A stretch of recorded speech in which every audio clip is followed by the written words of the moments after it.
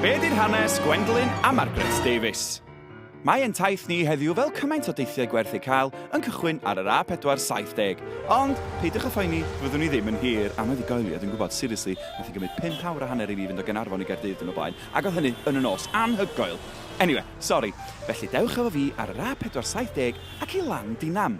I'r rhai ohonoch chi sy'n gyfarwydd ar ffordd a'r pentre, mi fyddwch chi'n nabod y dyn sydd yn sefyll ar ben pilar ar ochr y ffordd yn edrych fel i fod o'r goll ac yn darllen map.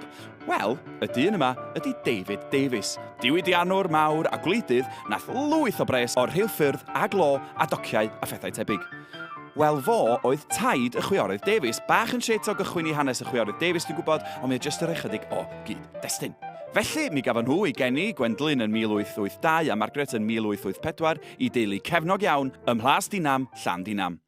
Wedi addysg breifat, by'r ddwy yn teithio amgylch Ewrop a dyma ddechrau diddordeb mewn celf. Ond y buasa'r chwiorydd wedi bod wrth ei boddau yn cario ymlaen yn trafeilio Ewrop yn prynu celf, mi oedd gan Ewrop syniadau gwahanol. Be dwi'n feddwl? Wel, y rhyfel wrth gwrs, a.k.a. y rhyfel mawr, a.k.a. y rhyfel byd cynta. Dyma chi gachfa amser os buodd neu rioed. Ond ar ddwy a natur dyngarol ac elusennol gryf, aeth y ddwy i Ffrainc i weithio fel nyrsys yn y ffosydd i'r groes goch Ffrenig. Roedd y ddwy yn gweithio yn agos iawn i'r ffrynt, a sŵn y gynnau mawr a'r bwledi i'w clywed yn glir. Felly ar ôl egwyl o brynu celf i helpu pobl mewn angen a rhoi eu pres tuag at achosion elusennol, yn ôl at y celf aeth y chwiorydd. A sôn am brynu. Fan goch? Gymraio. Sesan?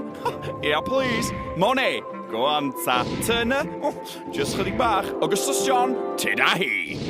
Fod y chwiorydd yn enwog am ei casgliadau o weithiau impressionist a post-impressionist Ffrenig, mewn gwirionedd doedd dim diwedd i'w chwaith, o weithiau carameg Islamaidd a Tsieineaidd i weithiau'r hen feistri, fel Dure a Rembrandt.